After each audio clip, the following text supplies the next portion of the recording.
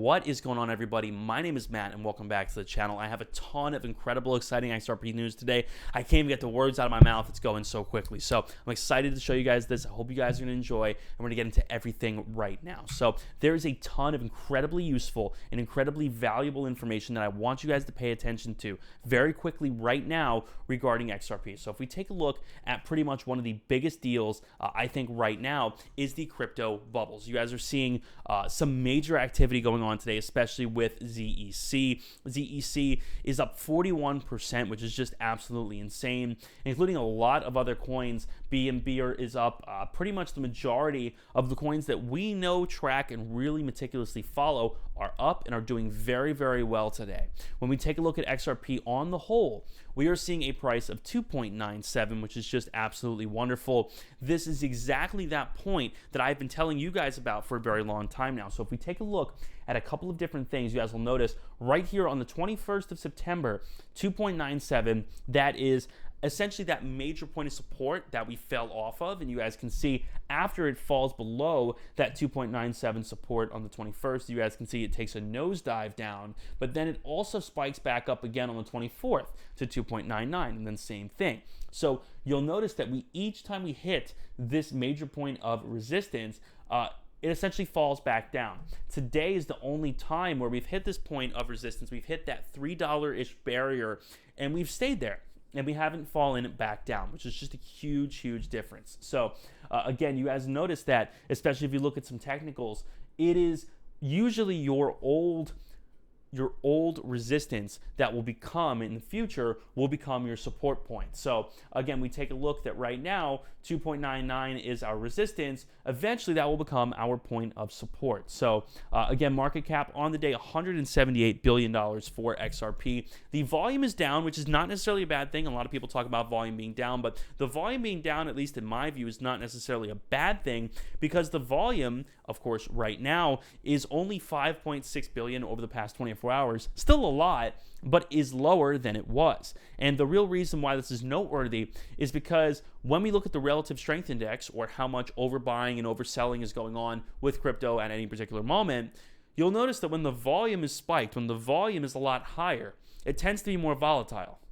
So there tends to be more of a chance of it being overbought, of it being oversold. That increases volatility and makes the price way less stable. So the volume being down right now is not necessarily a bad thing. And when we get to the end of the video, and you guys stick around and keep watching, because we'll see how I think this is going to affect things long term. So when we take a look at the price action for today and just kind of get into the look of just a few of the technicals, I think you guys will find somewhat useful. And I'm going to give you guys a clean slate because we want to start rather fresh when looking at all these different things. So we're going to get rid of our drawings. So essentially what we have to look at is, if we start, say, mid-August and kind of see what goes on, again, we see kind of our most recent low in early September, and that recent low was at around 2.74. And you guys can see the Fibonacci retracement uses algorithms to statistical data points to essentially tell you where these points of support and resistance are. And you guys can see that as of pretty much all of September and October, that main point of support has been $2.74. So that is where we don't want to be falling below. Now, when we look at some more info, we see some points of resistance here, of course. The main point of resistance that we're kind of drawing out right now is 2.98. That looks to be where the Fibonacci retracement is indicating that the majority of our resistance is going to be. And again, if we draw a large line over this period, you'll see that we pretty much held over there for a good week or two here in mid-September, and it was pretty much just bouncing off of that line, that $3 line. But then you'll notice once it loses support and it falls below $3, we see kind of a nosedive. So where we definitely don't want to go again, ideally, is below $3, 2.98. That's where we don't want to go again. But what would be even worse is if we nosedive below that 2.74 mark. That is really where we must maintain support without any kind of giant crash imminent. So when we take a look at just a little bit more, you guys can see, of course, that our point of resistance, 2.98, we fall back to a point of support at 2.86. Then we pushed past that point of resistance again up to a little over $3 today, which is just absolutely huge news. This is something so many people have been waiting for XRP to go above $3, and it finally happened. It finally materialized. So that is just absolutely incredible. And again, when we talk a little bit about what XRP is actually doing and what is keeping it valuable, what is keeping XRP in the running as one of the best cryptos we have right now, we have a ton of very useful information available on essentially what is driving its value. So XRP, one of the coolest things about it is that it eliminates pre-funding and speeds up cross-border remittances, which is useful in emerging markets. This is where essentially people are able to send payments home. People that migrate to a country, they're able to send money back home to their family. We also have loyalty and travel programs as well that are bringing XRP into daily life. This is a question that so many people ask me all the time, especially in my Discord down below in the description. If you guys would like to join, it's free. People ask me this all the time. Hey, how is XRP going to translate? How is it going to affect your daily life? And the coolest thing about XRP is that it does this pretty easily because it has a lot of assets that make it a very practical payment option, like they mentioned. So XRP does have the potential for real mainstream, real world adoption. Institutions like SBI and Santander have added credibility by holding XRP reserves and exploring settlement use cases. With the SEC case resolved and global clarity growing, XRP now has the legal certainty and network reach to expand adoption. So the native asset, of course, of the XRP ledger has been discussed in terms of speculative gains and losses, but they're saying the significance goes deeper when you factor in its real use cases, institutional support, and regulatory clarity. So again, one of the first things that we're talking about is cross-border payments and remittance efficiency. These are some of XRP's strongest value drivers. It helps eliminate pre-funding, reduce settlement time, and cuts costs by acting as a bridge currency.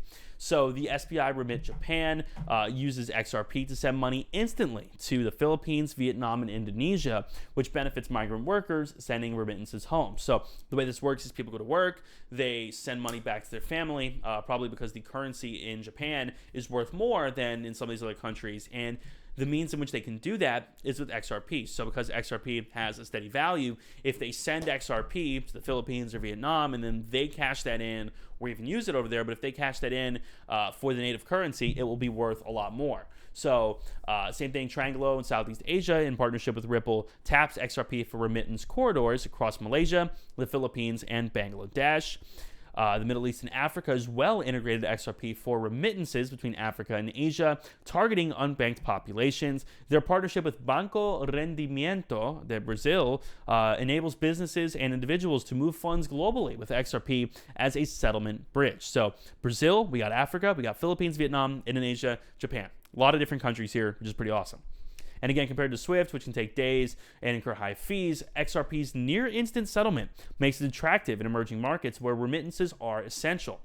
They also have some integration with loyalty and travel programs. So if we take a look at XRP with financial institutions, especially loyalty, travel, and consumer services, we look at WeTour, which is essentially establishing a $300 million XRP treasury to support blockchain-powered travel vouchers, loyalty points, and settlement infrastructure. Over 60 million loyalty members will be able to use XRP for overseas services like airport transfers, premium rides, and travel experiences. SBI VC Trade in Japan allows customers to earn XRP rewards through loyalty campaigns. So very cool. You guys can see that they can use XRP with your credit card in Japan, which could be a huge, huge deal. And again, you guys can see that they can convert those points to XRP, Bitcoin, or Ethereum. And this is real world adoption, not speculation. This is a big deal. People always talk about XRP. How do we use it in the real world? This is an example of real world adoption. There are a lot of crypto that doesn't have real world adoption, that doesn't have real world utility. XRP actually does, and it actually has the capability to. So if we take a look at essentially XRP Tipbot as well, so in the Netherlands, at one time it allowed XRP to tip on social media platforms or social platforms, demonstrating micro reward potential in loyalty style ecosystems. So maybe you go to a restaurant one day and you could tip with XRP. That's something that definitely at one point in the Netherlands was in the cards. When we take a look at institutional adoption and treasury use, this is another big deal because we want a coin that is stable. We want a coin that institutions are going to trust and throw their money behind, because that means it has long-term vitality, it has long-term use. So by using XRP for liquidity management, settlements, and cross-border transfers, these players validate its utility beyond speculation, strengthening its role as an institutional-grade asset. So SBI Holdings invests not only in Ripple, but also integrates XRP in its subsidiaries with SBI Remit, SBI VC Trade, and holds significant XRP reserves. So SBI Holdings is making the plunge. Santander in Spain tested RippleNet and explored XRP-based settlement for cross-border payments. Bank of America has been reported as a Ripple partner exploring XRP settlement for cross-border efficiency, which would be insane if Bank of America got behind that. That's a pretty big deal. Travel platform Weebus is setting aside a large XRP reserve managed by an institutional fund manager to underpin loyalty and settlement operations. So when corporations integrate XRP into their balance sheets, it signals confidence and provides real demand beyond just traders, beyond just us. When we take a look at the technological features, XRP offers speed, scalability, and innovation that keeps attracting use cases from cross-border payments to stablecoin issuance to tokenized assets and even DeFi. Its low fees and eco-friendly consensus model makes it one of the most practical blockchains for real-world adoption. Again, real-world adoption. This is the big idea here. This is what we're looking for. So it settles in 3 to 5 seconds. You guys know this, compared to Bitcoin being 10 minutes or Swift 2 to 5 days. Swift, the potential with Swift is a lot less because that settlement time is just crazy. It's insane.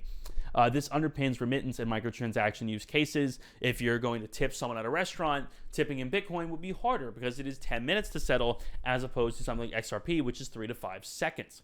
Low cost, fees average a fraction of a cent, which is ideal for loyalty programs, micropayments, and small rewards. The XLS20 amendment introduced native non-fungible tokens on XRP. You guys might remember this when XRP launched their NFTs. Also improved digital credentials and permission domain controls for enterprise use and financial use. And built on XRPL, tokenizes stocks, Sologenic, and ETFs, showing how XRP's tech supports financial assets beyond just payments. So XRP ETFs is a big concept people are talking about, and that, like I mentioned earlier in the video, is why I believe in the future we definitely could see a much bigger increase in the total market cap once we have ETFs to actually invest into that are powered by XRP. And again, the last thing that people just period need to know about and hear about is the fact that XRP is clearly legal now. XRP, they ruled in 2023, you guys might remember this, U.S. District Judge Anaylst Torres ruled that XRP is not a security when sold on exchanges. And the reason why that's a big deal is because securities are much more regulated. They're much harder to buy and sell as easily as people do crypto. So indirect international sales can be subject to security law, but inside not. And then again, in August 2025, that was this year, Ripple and the U.S. Securities and Exchange Commission officially ended their 5-year legal battle. The SEC Ripple battle lasted forever, but the SEC dropped their appeals, and Ripple agreed to pay a $125 million civil penalty. But again, really, Ripple did win with XRP because it ended up going up an awful lot after this case. So this conclusion provides a long-awaited finality and regulatory certainty in the U.S. market. Regional regulatory alignment, of course, Japan, XRP continues to be one of the few cryptocurrencies with clear legal standing, thanks to proactive rules and SBI Holdings advocacy. So in Japan, this is really one of your few options. UK and EU, of course, Ripple has been active in aligning XRP usage with EU's markets in crypto assets, framework ensuring compliance in European markets. And of course, as of 2025, there are 6.6 million XRP wallets globally that are active. They estimate there are over 6 million individual XRPL accounts that have been created.